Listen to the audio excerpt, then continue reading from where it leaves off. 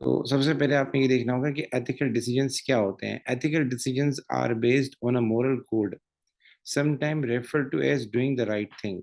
ये बेसिकली हमारे पास कहलाता है एथिकल डिसीजंस। तो कुछ डिसीजन ऐसे होते हैं जो वैसे तो लीगल होते हैं लेकिन मोरली वो सही नहीं होते। उनकी एग्जाम्पल यहाँ दी हुई है कि जैसे वो हम कंप्यूटर के साथ प्राइस फिक्स कर लेते हैं, कार्टेल बनाते हैं, तीन चार कंप्यूटर मिलके कंबाइन होके टेम्पररी एक एग्रीमेंट कर लेते हैं कि हम प्राइस ये कुछ भी हो जाए। इसी तरीके से बहुत सारी जगहों पर ब्राइब देना अलाउड है। ठीक है, बहुत सारी जगहों पे ब्राइब अलाउड है। आप OLX पे जाके ऐड दें तो वो आपसे कुछ पैसे लेंगे और आपके ऐड को प्रायोरिटी बेसिस पे डिक्लेयर करेंगे। इसी तरीके से बहुत सारे कंट्रीज में आप चाइल्ड लेबर रख सकते हैं।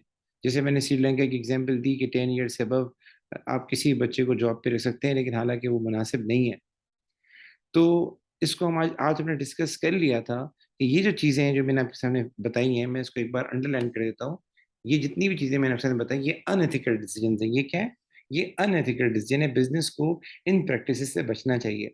तो इसका पेपर में सवाल आ सकता है कि whether business should follow profit, यानी वो प्रॉफिट को प्रायोरिटी बनाए, या whether business should go for ethics. तो इसके लिए ये यहाँ पर कुछ एक चार्ट दिया हुआ है। इस चार्ट को फिर आप गो थ्रू कर लीजिएगा। ये चार्ट फिर पॉइंट्स में कुछ हेल्प कर लेगा। Are you getting my point? मेरी बात समझ में आ रही है आप लोगों को? ये चीजें हमने डिस्कस कर ली थी आज क्लास में। ठीक है, एथिक्स हमने डिस्कस कर लिया था। अच्छा, इस चैप्टर में और क्या इम्पोर्टेंट है? इस चैप्टर में और क्या इंपॉर्टेंट चीजें हैं वो हम जरा देख लेते हैं, जो हमें पढ़नी है, जो हमें सीखनी है। तो उसमें एक सबसे बड़ी इंपॉर्टेंट चीज है हमारे external cost and private cost. इसको जरा समझना जरूरी है। सबसे पहले आते हैं प्राइवेट कॉस्ट किसे कहते हैं। मैं इसको अंडरलाइन कर लेता हूँ। Private cost of an activity are the cost paid for by a business और the consumer of the product.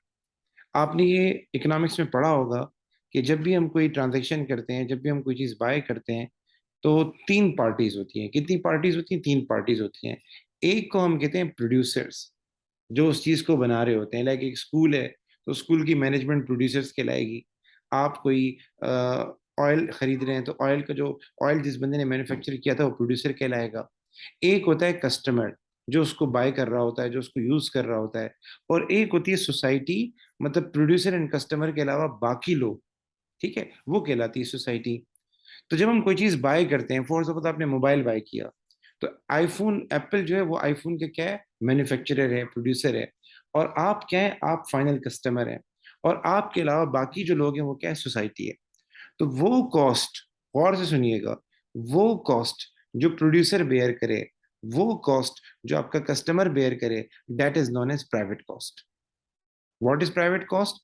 वो कॉस्ट जो प्रोड्यूसर बेयर करे, वो कॉस्ट जो कंज्यूमर बेयर करे, उसको हम प्यार से क्या कहते हैं? Private cost. Like for suppose आप कोई प्रॉपर्टी एक्वायर करते हैं तो उसकी जो कॉस्ट ऑफ लैंड है वो प्राइवेट कॉस्ट में आएगी।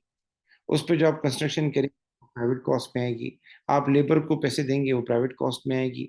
आप उस पर कोई प्लांट लगाते हैं, उसको चलाते हैं, उसका जो खर्चा आएगा वो प्राइवेट कॉस्ट में आएगा। आप उस पर कोई मटेरियल वगैरह को प्रोसेस करेंगे, मटेरियल का खर्चा प्राइवेट कॉस्ट में आएगा। एक और एग्जांपल देता हूँ। अब्दुल्ला ने एप्पल से अब्दुल्ला ने क्या किया? एप्पल से आईफोन खरीदा।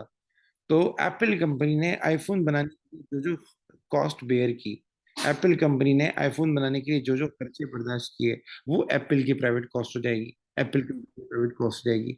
और अब्दुल्ला ने जो मोबाइल बाय किया उसके लिए 2 लाख रुपीज पे किए, 3 लाख रुपीज पे किए, ये private cost by perspective of Abdullah हो जाएगा। तो प्राइवेट कॉस्ट क्या होती है? Cost borne by the consumer and producer. आप ट्यूशन पढ़ने आते हैं, आप ट्यूशन पढ़ने आते हैं तो देर आर टू कॉस्ट। एक कॉस्ट वो है जो मैं बेयर करता हूँ, लाइक रेंट पे करता हूँ, पेट्रोल के चार्जेस देता हूँ, नोट्स के चार्जेस देता हूँ, ऑनलाइन क्लास देता हूँ, उसके चार्जेस बेयर करता हूँ। और एक कॉस्ट वो है जो आप मुझे फीस की मद में दे रहे होते हैं, ये आपके बिहाफ पे कॉस्ट है। So we both are bearing some cost, that is known as private cost. लेकिन एक कॉस्ट और होती है जिसको हम प्यार से कहते हैं external cost. Any idea about external cost? आप में से किसी को आइडिया है एक्सटर्नल कॉस्ट किसे कहते हैं? एक्सटर्नल कॉस्ट वो होता है जो थर्ड पार्टी को मतलब होता है। एक्सेलेंट बेटा। और कोई एग्जाम्पल के समेत बात करें। Any other person? मर्द तो माशाल्लाह बहुत बोल रहे सर, हैं। जब कोई फैक्ट्री वगैरह या कोई भी चीज बिल्डअप हो रही होती है, तो अगर उसमें से जो मशीनरी यूज होती है, पॉल्यूशन वगैरह जिसमें से होती है, तो वो एक्सटर्नल कॉस्ट होगी। फिर लोगों की हेल्थ पे जो फर्क पड़ेगा वो सब कुछ एक्सटर्नल कॉस्ट।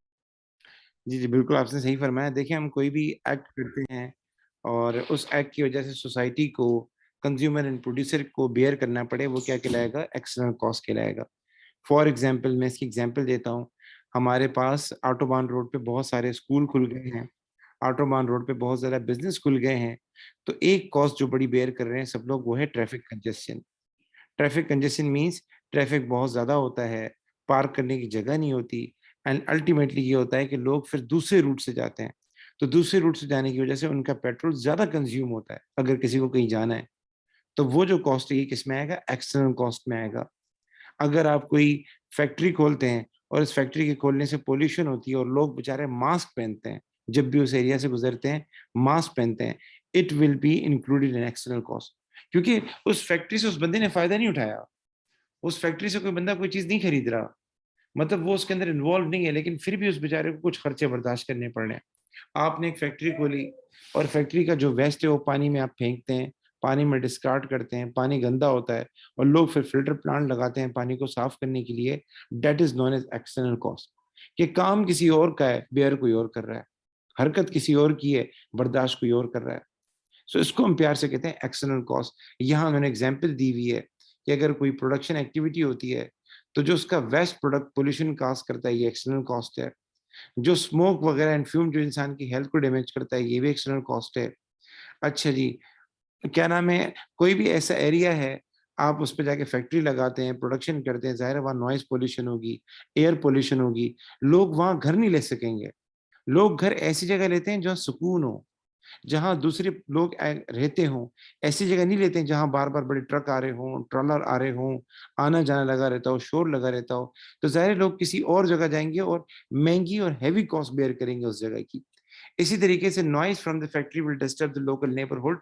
बाज दफा मशीनरी की वजह से नॉइज पोल्यूशन होती है, गाड़ियों की वजह से नॉइज पोल्यूशन होती है, छोटे बच्चों की नींद खराब हो जाती है, बड़े बच्चों की नींद खराब हो जाती है, एंड वो फिर दवाइयां खाते हैं, वो फिर इस तरह से घर बनाते हैं ताकि नॉइज पोल्यूशन को रिड्यूस कर सके। तो ये सारी कॉस्ट एक्सटर्नल कॉस्ट में आएगी। यहां तक बातें क्लियर है? जी बेटा। मुझे आवाज नहीं आ रही और क्या नाम है, ना ही कोई बच्चे कुछ बोल रहे हैं कि इज द टॉपिक क्लियर और नॉट। अली, मुश्तबा, तलहा बेटा, हनीश, मुस्तफ़ा, चांदनी, यस सर। अब्बा। Okay okay okay okay okay, ठीक, थैंक यू बेटा। आप लोगों ने ये पढ़ा होगा, ठीक है। अच्छा, पेपर में इसका सवाल कैसे आएगा? पेपर में आपसे एग्जाम्पल पूछी जाएंगी। पेपर में आपसे पूछा जाएगा कि a chemical factory is open in area. ठीक है, मैं आप लोगों से पूछ रहा हूँ, a chemical factory is open in कोसार, a chemical factory is open in your territory, in your area. Identify any two external cost. आप लोगों से पूछ रहा हूँ, एक केमिकल फैक्ट्री किसी एरिया में खुलती है, अब्दुल्ला के अलावा बाकी लोग बताएं, दो एक्सटर्नल कॉस्ट क्या हो सकती हैं? सर एक तो पोल्यूशन होगा। एक्सीलेंट, पोल्यूशन होगा, बहुत आला बेटा। ठीक है, और दूसरा भी बता दें। दूसरा ही बता रहे हैं जी। दूसरा ये, उससे जो वेस्ट डिस्चार्ज होगा वो दूसरों को अफेक्ट करेगा। एक्सीडेंट, जो वेस्ट वो डिस्कार्ड करेंगे, लैंड फिलिंग होगी, वेस्ट जो डिस्कार्ड करेंगे उससे जो है हेल्थ इश्यूज क्रिएट होंगे, वो भी इसके अंदर फॉल करेगा। अच्छा, प्राइवेट कॉस्ट और एक्सटर्नल कॉस्ट को मिला के हम लोग प्यार से क्या कहते हैं? सोशल कॉस्ट कहते हैं। सोशल कॉस्ट बहुत इंपॉर्टेंट है। सोशल कॉस्ट एक बहुत ही, तला बेटा बिल्कुल सही फरमाया, जो हम वेस्ट वगैरह डिस्पोज ऑफ करेंगे, डिस्कार्ड करेंगे, उससे जो वाटर कंटेमिनेट होगा और वाटर के अंदर जो एनिमल हैबिटेट्स हैं उनको नुकसान होगा, ये भी इसमें आएगा। अच्छा, एक और चीज मुझे बतानी थी। Private cost and external cost को कलेक्टिवली हम कहते हैं सोशल कॉस्ट। सोशल कॉस्ट बहुत इंपॉर्टेंट चीज है। पेपर में कभी सवाल आ जाए सोशल कॉस्ट किसे कहते हैं, तो अगर आपने जैसे ये जो इक्वेशन ये लिख कर आ गए, social cost is equal to external cost plus plus private cost, तो भी आपको फुल मार्क्स मिलेंगे। ठीक है। सोशल कॉस्ट बहुत इंपॉर्टेंट है गवर्नमेंट सेक्टर के लिहाज से। हमारे पास जब प्राइवेट सेक्टर जब डिसीजन लेता है ना, प्राइवेट सेक्टर मतलब हम जैसे लोग जो प्राइवेट स्कूल्स हैं, जो प्राइवेट हॉस्पिटल हैं, जब ये डिसीजन लेते हैं ना किसी भी चीज का, तो ये हमेशा प्राइवेट कॉस्ट देखते हैं।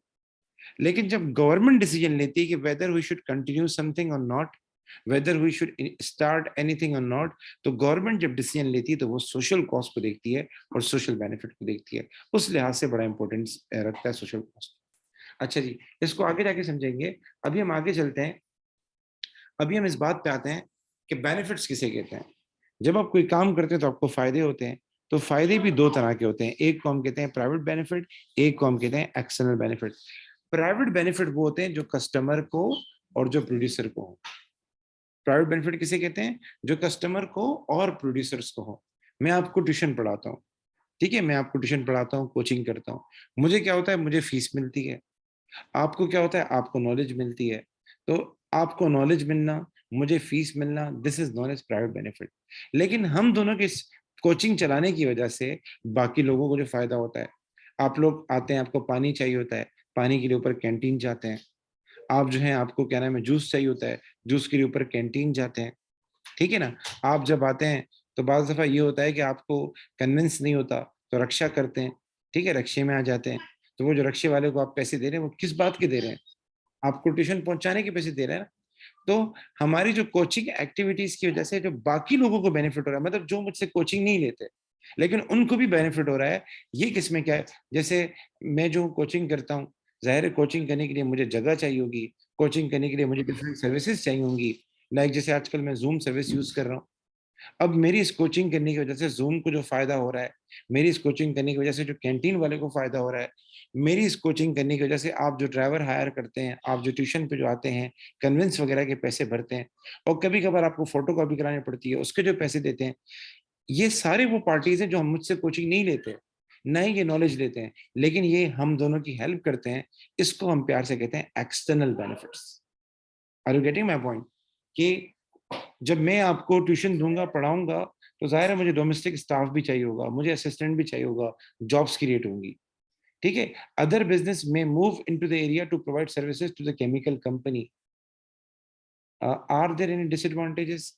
तला बेटा, मैं तुम्हारी बात समझ नहीं पा रहा, किस तरह डिसएडवांटेजेस की बात कर रहे हो? मैं बात कर रहा हूँ एक्सटर्नल बेनिफिट की बात कर रहा हूँ कि एक्सटर्नल बेनिफिट ये होते हैं, वो बेनिफिट जो सोसाइटी को हो, वो बेनिफिट जो कंज्यूमर एंड प्रोड्यूसर के अलावा बाकी लोगों को हो। तो शॉर्ट एग्जांपल दे रहा हूँ। जब हम ट्यूशन चला रहे होते हैं तो जाहिर है हम किसी न किसी को फायदा दे रहे होते हैं। आप भी कहीं ना कहीं पैसे दे रहे होते हैं, मैं भी कहीं ना कहीं पैसे दे रहा होता हूँ। मैं रेंट पे करता हूँ, मैं बिजली के बिल पे करता हूँ, मैं फोटो कॉपी वाले को पैसे देता हूँ, मैं जूम वालों को पैसे देता हूँ, मैं इंटरनेट के पैसे देता हूँ।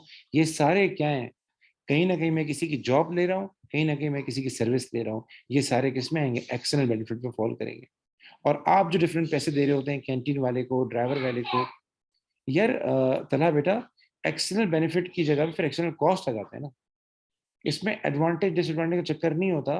हमें ये समझना है कि there are two type of cost and there are two type of benefits, हमें ये देखना है। और डेफिनेशन आएगी सोशल कॉस्ट की एंड सोशल बेनिफिट की। तो प्राइवेट बेनिफिट और एक्सटर्नल बेनिफिट को मिला के हम प्यार से क्या कहते हैं? हम मिला के कहते हैं एक्सटर्नल बेनिफिट। तो इन दोनों की डेफिनेशन आएगी और पेपर में आपसे एग्जाम्पल पूछेगा। आप यकीन नहीं करेंगे, एक बार तो पेपर में यही आया था कि एक केमिकल फैक्ट्री खुल रही है एक एरिया के अंदर, ये बताएं दो कोई एक्सटर्नल बेनिफिट बताएं। बच्चे ये भी नहीं लिख सकते। हालांकि ये केस स्टडी इन्होंने भी दी हुई है। इसी केस स्टडी से मैंने आपको प्राइवेट कॉस्ट और प्राइवेट बेनिफिट बताया और आपको external cost and external benefit बताया। यहां तक बातें क्लियर हो गई?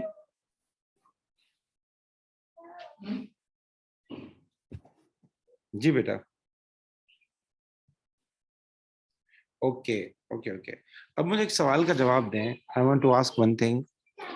कोई जिम खुलता है, किसी एरिया के अंदर जिम खुलता है, तो उस जिम खुलने की वजह से कोई दो एक्सटर्नल कॉस्ट एंड दो एक्सटर्नल बेनिफिट बताएं। आप मुझे लिख कर बताएं, मैसेज में मुझे बताएं, प्राइवेटली मुझे मैसेज करके बताएं कि अगर किसी एरिया के अंदर जिम खुलता है, मतलब हेल्थ फिटनेस सेंटर खुलता है। पीर अली मुश्तबा बहुत आला बताया। देखो ये जो फायदा हो रहा है ये तो उस बंदे को हो रहा है ना, जिम जाएगा तो। मैं बोल रहा हूँ एक्सटर्नल कॉस्ट, एक्सटर्नल बेनिफिट मुझे बताएं, कोई भी दो बताएं।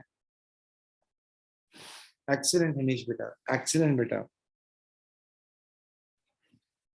यार देखिए, ये जो फायदा हो रहा है ये तो उन्हीं लोगों को हो रहा है जो जिम जा रहे हैं ना बेटा। अब्दुल्ला बेटा मेरे प्यारे, आप मुझे फायदे वो बताएं जो दूसरे लोगों को होंगे जो जिम नहीं जा रहे पर जिम से कनेक्टेड हैं। और इस तरीके से वो कॉस्ट बताएं जो जिम नहीं जा रहे उनको नुकसान होगा, वो मुझे बताएं। एक्सीलेंट बेटा। अच्छा, पेपर में जब सवाल आ जाए तो आपको जॉब्स बतानी होंगी एक सा बेटा। तला बेटा सर, फ्रूट फ्रूट सेलर पैसे अर्न करेगा, ठीक है आप कह सकते हैं। जो लोग विटामिन सेल करते हैं, जो लोग जो हैं आयरन टाइप की प्रोडक्ट सेल करते हैं, उनको फायदा होगा। मशीनरी चाहिए होगी मुस्तफा बेटा, बहुत आला। एक जिम वाला जब जिम खोलेगा तो उसको मशीनरी चाहिए होगी, उसको ट्रेनर चाहिए होंगे बहुत आला। ये एक्सटर्नल बेनिफिट में आएंगे। शाबाश बेटा, शाबाश बेटा, शाबाश बेटा। ट्रेनर चाहिए होगा बहुत आला। तो देखिए ये असल चीज है। अगर हम बोलते हैं jobs creation, this is not enough. हमें थोड़ा बताना पड़ेगा किस टाइप की जॉब्स उनको चाहिए होंगी, उनके नाम लेके बताना होगा। एक्सीलेंट। हमें प्रोडक्ट्स चाहिए होंगी जिम चलाने के लिए, हमें प्रोडक्ट्स चाहिए होंगी, ये भी इसके अंदर आएगा। सही है बेटा, सही है बेटा। अच्छा जी, बहुत आला बेटा। अब आगे चलते हैं। अब अगला टॉपिक जो इसमें पढ़ना है वो पढ़ना है हमें सस्टेनेबल डेवलपमेंट। पहले हम समझ लेते हैं सस्टेनेबल डेवलपमेंट है क्या। डेवलपमेंट कहते हैं ग्रोथ को, क्या हमारा जीडीपी बढ़े, हमारा आउटपुट बढ़े, इसको कहते हैं इसको कहते हैं डेवलपमेंट। तो किसी भी इकोनॉमी में जीडीपी का बढ़ना क्या कहलाता है? डेवलपमेंट कहलाता है। लोगों की लिविंग स्टैंडर्ड बेहतर हो, ये डेवलपमेंट कहलाता है। लोगों की लाइफ बेटर हो, ये डेवलपमेंट कहलाता है। सस्टेनेबल का मतलब क्या है? कि growth should not be come from the cost of the future people. मैं इसकी एग्जांपल देता हूँ। देखिए, आपने होटल बनाया, दरख्त काट दिए, ठीक है, आपको भी फायदा हो गया, माशाल्लाह एक होटल है, आपको सर्विस मिल गई। लेकिन आपके पास जो लोग आएंगे ना, जो आपकी फ्यूचर जनरेशन आएंगी, वो कभी ट्रीज को देख ही नहीं पाएंगे। ट्रीज क्या होते हैं, ट्रीज से क्या फायदा होता है, उनको पता ही नहीं चलेगा। आपने आपने बिजनेस खोल दिए हैदराबाद में, एक बिजनेस, दूसरा बिजनेस, चौथा बिजनेस। और बिजनेस खोलने से क्या हुआ? पानी वगैरह ज्यादा यूज होने लगा। स्पेशली अगर आप फार्मास्यूटिकल इंडस्ट्री खोलते हैं, मतलब शॉप बनाते हैं, फार्मास्यूटिकल इंडस्ट्री की फैक्ट्री खोलते हैं, तो उसमें पानी बहुत चाहिए होता है। तो आपने फार्मास्यूटिकल एक फैक्ट्री खोली, दूसरी खोली, तीसरी खोली, दवाइयों की फैक्ट्री, तो उसमें पानी बहुत लगता है। एक फैक्ट्री ने पानी यूज किया, दूसरी फैक्ट्री ने पानी यूज किया, तीसरी फैक्ट्री ने पानी यूज किया, पता है क्या होगा? फ्यूचर में जो हमारी जनरेशन आएगी 30 साल बाद, 40 साल बाद, उनको पानी मिलेगा ही नहीं। वो पानी के लिए कहीं दूर जाएंगे या वो पानी अपने पैसों से खरीदेंगे। तो आज तो हम तरक्की कर रहे हैं, लेकिन फ्यूचर में जो हमारी जनरेशन है वो कॉस्ट बेयर करेगी। So it is not sustainable development. Sustainable development का मतलब ये है कि हम इस तरीके से प्रोडक्शन करें, हम इस तरीके से ग्रो करें कि फ्यूचर में जो हमारी जनरेशन आए, जो फ्यूचर में जो हमारी नौजवान आएंगे, उन बेचारों को हमारे जैसे बेयर नहीं करना पड़े। जो फैसिलिटीज हमें आज मिल रही हैं वो हमारी फ्यूचर जनरेशन को भी मिले। This is known as sustainable development. हमारे पास बहुत सारी चीजें अब है ही नहीं। लाइक आप देख लें, मैं आपको बोलूं, कभी चीता देखा है आपने? बहुत कम लोगों ने चीता देखा होगा। रानी बाग के अलावा और कहीं नहीं देखा होगा। आप चले जाएं पहाड़ी इलाकों में, आपको आपको परिंदे नजर नहीं आएंगे। आप पहाड़ी इलाकों में चले जाएं, बहुत सारी जगहों पे चश्मे होते थे, लोग नहाने जाया करते थे। मैं एक बार गया था, एक चश्मा था, ठंडा पानी था, बहुत ठंडा पानी था। यानी मेरा कान लाल हो गया था, मेरे नाक लाल हो गई थी, इतना ठंडा पानी था वो। अभी हम जाते हैं तो पानी सूखा हुआ है। भाई क्यों? लोगों ने एक घर बनाया, दूसरा घर बनाया, तीसरा घर बनाया, आबादी बढ़ती गई, आबादी बढ़ती गई। तो आबादी बढ़ रही थी, पानी नहीं बढ़ रहा था। अल्टीमेटली पानी कम होता गया, अब पानी क्या हो गया? सूख गया। अब इसका नुकसान क्या है? जो फ्यूचर जनरेशन आएगी उन्हें ये भी नहीं पता होगा चश्मा होता क्या है, स्ट्रीम वाटर होता क्या है, उनको इसका कॉन्सेप्ट ही नहीं होगा। सो इसको कहते हैं कि you are not going with sustainability. आप सस्टेनेबिलिटी को फॉलो नहीं कर रहे। तो सस्टेनेबल डेवलपमेंट क्या है? इस तरीके से प्रोडक्शन करना, इस तरीके से ग्रो करना कि फ्यूचर जनरेशन को वो फैसिलिटीज मिलें जो आज आपको मिल रही हैं। रानी बाग में चीता नहीं है। आपने इसराइल की भी केस स्टडी पढ़िएगा। इसराइल इसराइल दुनिया का वाहिद कंट्री है जिसके पास सबसे ज्यादा पानी है। यानी उसे वाटर सुपर पावर कहा जाता है, वाटर सुपर पावर कहा जाता है। इसराइल ने बकायदा, यानी वो टेक्नोलॉजी पे इतना काम कर रहा है, उसने एक सिस्टम निकाला है that is known as drip irrigation. Drip irrigation, वो फसलों, हम जब फसल को पानी देते हैं ना, हम जब फसलों को पानी देते हैं, सर पाकिस्तान में बहुत पानी है सर, स्पेशली लतीफाबाद। पाकिस्तान में पानी बहुत है लेकिन पीने के लायक नहीं है।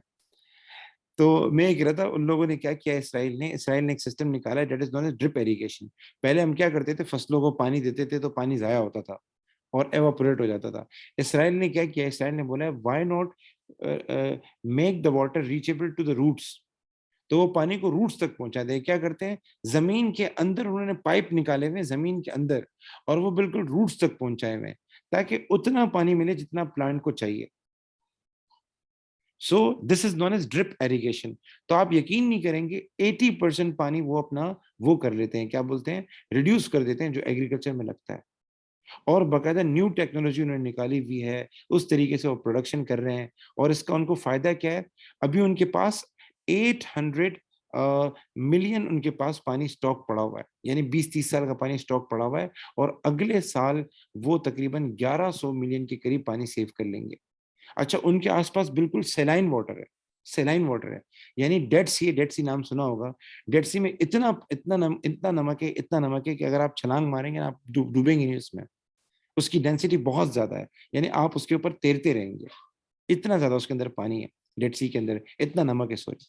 तो वो क्या करते हैं, उनके पास ऐसे प्लांट हैं कि वो डेड सी का पानी लेता है और उसमें से साल्ट को हटा देता है और उसको पीने के लायक बना देता है। हाई लेवल की उन्होंने क्या नाम है, डिसैलिनेशन मशीन लगाई हुई है। आप सही बोल रहे हैं बेटा, एक मिनट सब्र कीजिएगा।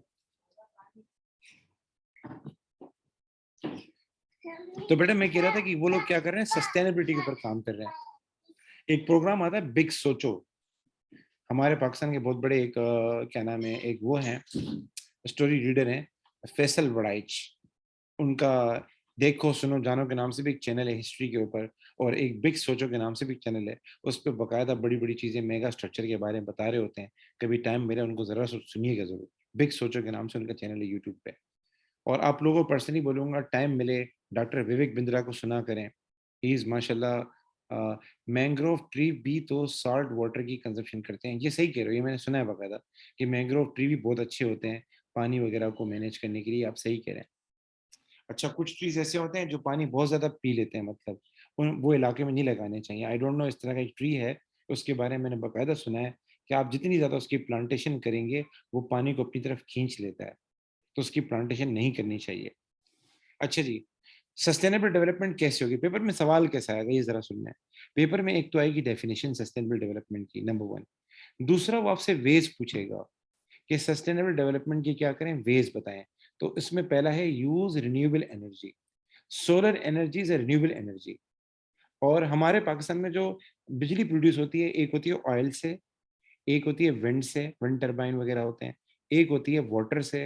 वाटर भी आपके लिए नुकसानदेह क्योंकि पानी वैसे ही कम है हमारे पास, और ऑयल सबसे ज्यादा एक्सपेंसिव है। हमारे पाकिस्तान में 62% बिजली ऑयल से प्रोड्यूस होती है, और कोल से तो होती नहीं है। कोल फिर भी बेस्ट है, आपके विंड भी बेस्ट है, और आपकी सोलर भी बेस्ट है। तो आप यकीन नहीं करेंगे, ये एलोन मस्क बकायदा काम कर रहा है इसके ऊपर कि मैं किस तरह पूरे सिटी को बैटरी पे चला लूँ, पूरे सिटी को। तो they are working on it, Israel भी वर्किंग कर रहा है इसके ऊपर बकायदा। सो हमारे पाकिस्तान में कहा जाता है कि पेट्रोल को महंगा करना चाहिए, और जो पैसा पेट्रोल से आए वो गवर्नमेंट को सोलर एनर्जी पे लगाना चाहिए। तो फ्यूचर में इसका 2 साल बाद, 3 साल बाद, मतलब 10 साल बाद लोगों को फायदा होगा। लेकिन पता है यहाँ पर क्या होता है, जो पैसा पेट्रोल से आता है वो इनके शाह खर्चों पे लगता है बकायदा। उसके बाद है रिसाइकिल वेस्ट। रिसाइकिल वेस्ट ये है कि जो भी आपके पास, आप यकीन नहीं करेंगे, इसराइल में जो पानी घरों में यूज होता है, वो पता है क्या करते हैं, जो घरों का जो पानी है, ड्रेनेज का पानी है, वो उसको फर्दर उसको साफ करके एरिगेशन में यूज करते हैं। मुस्तफा बेटा सही बता रहे हो आप यकीन नहीं करेंगे, इंग्लैंड में मैंने सुना है 2 पाइपलाइंस हैं, 2 पाइपलाइंस हैं। एक है साफ पानी की पाइपलाइन जो आप पीने के लिए इस्तेमाल कर सकते हैं। एक और पाइपलाइन है, उसके अंदर उन्होंने ये सिस्टम किया हुआ है कि आप वॉशरूम धोने में और क्या नाम है फर्श धोने में उस पानी को इस्तेमाल कर सकते हैं, पीने के अलावा उसको इस्तेमाल कर सकते हैं, रोड धोने में, प्लांटेशन करने में इस्तेमाल कर सकते हैं। क्योंकि वो क्या करते हैं, ड्रेनेज के पानी को साफ करके उसको यूज करते हैं। ठीक है। अब्दुल्ला ने एक बहुत बड़ी प्यारी बात बोली है, ये आप सही कह रहे हैं बेटा, 90% नहीं जाता, 90% इज रॉन्ग। मैं आपको फिगर बता देता हूँ। हमारे पाकिस्तान का बजट है 9,000 बिलियन, 9,000 बिलियन, 9,000 अरब रुपए का बजट है। उसमें 1,500 जाता है डिफेंस में। कितना? 1,500, बड़ी रकम है, 1,500 अरब रुपए डिफेंस में जाते हैं। 1500 अरब हम देते हैं मार्कअप, इंटरेस्ट में देते हैं। हम जो ये लोन लेके बैठे हुए हैं ना, इसमें 1500 अरब तो मार्कअप की रखते हैं, 3000 ये हो गए। बाकी जो हमारे पास बचते हैं उसमें कुछ 500 अरब पेंशन में जाते हैं। पेंशन भी कोई फायदा नहीं देती हमें, पेंशन उन लोगों को मिलती है जो घर पे बैठे हुए हैं। तो 500 अरब पेंशन में चले गए, ये हो गए 3500। फिर बाकी में इनकी शाह खर्चियां हैं, कुछ एजुकेशन है, कुछ क्या है। तो आपको एक बड़ी बात बताऊं, हमारे पाकिस्तान में जो टैक्स कलेक्ट होता है वो होता है 5000 अरब होता है। 5000 अरब में से आपने 1500 दे दिया आर्मी को, 1500 दे दिया आपने, उसमें दे दिया, अल्लाह भला करे, क्या बोलते हैं, इंटरेस्ट में दे दिए। ठीक है, 500 अरब आपने दे दिए किसमें, पेंशन में दे दिए। बाकी बच गए 1500 अरब। तो 1500 अरब से क्या मुल्क चलेगा? आपकी रिसर्च भी करनी है, आपको जो है क्या नाम है, हेल्थ को भी देखना है, आपको जो है एक्सपोर्ट भी करनी है, इंपोर्ट भी करनी है, कैसे काम बनेगा? तो ये लंबी बहस है, तो इस पे काम करना पड़ेगा हमारी गवर्नमेंट को। अच्छा जी, तो रिसाइकिल वेस्ट में मैं यही कह रहा था कि हम बायोडिग्रेडेबल पैकेजिंग यूज़ करें, पैकेजिंग ऐसी यूज़ करें जो रिसाइक्ल्ड हो सके, ठीक है? हम इस तरीके से, आप यकीन करें वो लोग क्या कर रहे हैं इज़राइल वाले, वो लोग सोच रहे हैं हम गोश्त से क्यों कबाब बनाते हैं? हम इस तरह के कबाब बनाएँ जिसमें गोश्त का टेस्ट और गोश्त यूज़ ना हो, they are working on it. Use fewer resources, इसके लिए क्या करें, लीन प्रोडक्शन में पड़ा होगा, हम वेस्ट को कम करें, ये मतलब है। Develop new environmentally friendly product and production methods, इसका फायदा क्या होगा? इसका फायदा फ्यूचर में सोसाइटी को जाके होगा, क्योंकि आप यकीन करें कि दुनिया में सबसे साफ कंट्री जिसकी आबो हवा बहुत साफ है, वो है भूटान। भूटान में स्मोकिंग नहीं अलाउड, आप भूटान में स्मोकिंग कर ही नहीं सकते। और भूटान में आप यकीन नहीं करेंगे, there is no traffic police, कोई ट्रैफिक सिग्नल ही नहीं है, कोई ट्रैफिक पुलिस ही नहीं है। लोग माशाल्लाह इतने अच्छे हैं कि वो प्रॉपरली गाड़ियां चलाते हैं, कोई एक्सीडेंट ही नहीं होता। तो भूटान में सबसे ज्यादा प्लांटेशन है, मतलब लाजमी है ट्री लगाना, प्लांटेशन है। अलाउड कहाँ है जाना यार, भूटान में आप जा सकते हैं घूमने फिरने के लिए, और उन्होंने फॉरेनर्स के लिए अलाउ किया हुआ है। अगर कोई फॉरेनर घूमने जाता है और उसको शौक ही है सुट्टे वुट्टे लगाने का, सिगरेट वगैरह पीने का, तो वो फिर साइड पे जाके कर सकता है, बाहर खुलेआम नहीं कर सकता, पाबंदी है वगैरह, सख्त पाबंदी है। तो भूटान के अंदर में बकायदा, अच्छा भूटान में बहुत सख्ती है, भूटान में जाके आप शादी नहीं कर सकते वहाँ की किसी लोकल के साथ। और भूटान में वो अपने कल्चर को बिल्कुल एक्सप्लॉइट नहीं करने देते। मतलब अगर कोई फॉरेनर जाएगा वहां जाके रहने की कोशिश करेगा तो वो उसको वो नहीं देते, क्या बोलते हैं, फुल अलाउ नहीं करते। तो देर आर मैनी थिंग। तो इस वक्त पूरी दुनिया के अंदर कार्बन डाइऑक्साइड फ्री अगर कोई कंट्री है तो भूटान है, इतने ज्यादा वहाँ प्लांटेशन की हुई है। तो यहाँ मैं यही कह रहा था, अगर आप चाहते हैं सस्टेनेबल डेवलपमेंट करें, प्लांटेशन ज्यादा करें, इस पे आप काम करें। तो मैं कह रहा था इसराइल ऐसी जगह पर पड़ा हुआ है जहां पर प्लांट उगाना मुश्किल काम है, लेकिन they have work upon it, उन्होंने बहुत कुछ किया है और आज माशाल्लाह मार्केट के अंदर वो सक्सेसफुल है। This is not a sustainable development. तो आपको वेज बताने होंगे। अच्छा, पेपर में बायोडिग्रेडेबल पैकेजिंग पे सवाल आ चुका है कि हम बायोडिग्रेडेबल पैकेजिंग करें या नहीं करें। तो अगर ऐसा सवाल आ जाए तो आप पॉजिटिव एंड नेगेटिव पॉइंट क्या लिखेंगे? बायोडिग्रेडेबल पैकेजिंग उसको कहते हैं जो पानी में डिजोल्व हो जाए, ऐसी पैकेजिंग जो एनवायरनमेंट फ्रेंडली हो, जो पोल्यूशन नहीं क्रिएट करे। एक होती है पॉलीथीन बैग, ये जो आप प्लास्टिक के शॉपर देख रहे होते हैं ना, कभी दूध लेने जाए प्लास्टिक शॉपर दे रहा होता है, ये होते हैं पॉलीथीन बैग। ये पानी में डिजोल्व नहीं होते। अगर ये किसी नाली में चले जाएं तो ये बिल्कुल 10 साल तक भी रहेंगे, एज इट इज रहेंगे। उल्टा नाली को बंद करेंगे और ड्रेनेज होल वगैरह के प्रॉब्लम क्रिएट होंगे, गटर वगैरह उबलते रहेंगे, आप देखते रहेंगे बकायदा।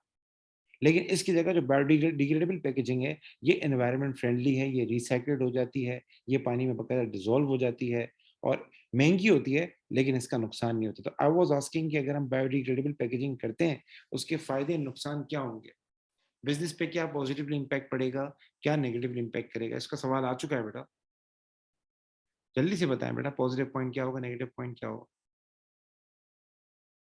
सर डिमांड बढ़ेगी। हाँ, ऐसे कस्टमर्स जो क्या नाम है, एथिकल वैल्यूज को देखते हैं, वो डिमांड ज़्यादा करेंगे और इससे हमारी सेल ज़्यादा होगी, प्रॉफिटेबिलिटी बढ़ेगी, बहुत आला। तला ने लिखा है कि इससे पोल्यूशन रिड्यूस होगी, हमारे बिजनेस का इमेज अच्छा होगा, बहुत आला। Business cost to buy that product would increase, अक्सर ने लिखा है कि इससे हमारी बिजनेस की कॉस्ट बढ़ेगी एंड अल्टीमेटली अगर बिजनेस मैनेज नहीं कर पाया तो प्रॉफिटेबिलिटी रिड्यूस हो जाएगी। देखिए बेटा, हम ये अगर पॉइंट लिखें सेल्स कम होगी, ये सही पॉइंट नहीं है। एक बात हमेशा याद रखना, एग्जामिनर को डायरेक्ट आंसर नहीं देना कि सेल्स कम होगी। एग्जामिनर कहता है इसको लिंक करके बताओ। आप ये कह सकते हैं कि बायोडिग्रेडेबल पैकेजिंग यूज करेंगे तो हमारे इससे कॉस्ट में इजाफा होगा, अल्टीमेटली कॉस्ट को कवर करने के लिए प्राइसेस बढ़ानी पड़ेंगी, एंड प्राइसेस बढ़ने की वजह से सेल्स कम होगी। ये एक अच्छा पॉइंट है, मेरी बात समझ रहे हैं? हम डायरेक्ट पेपर में ये नहीं बोलेंगे सेल्स कम होगी, ठीक है? अच्छा जी, सर आगे चलते हैं। तो आगे हमारे पास प्रेशर ग्रुप का एक टॉपिक है, वो फिर मैं कल कराऊंगा आपको। आज के लिए इतना ही सही है, ठीक है?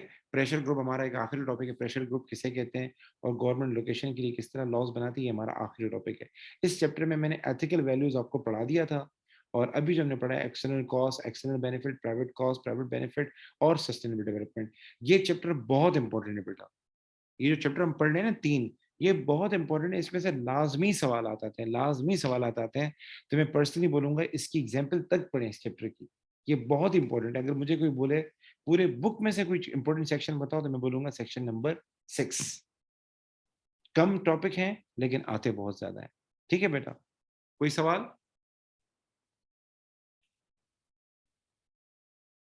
मैंने बहुत सारे थोड़े बीच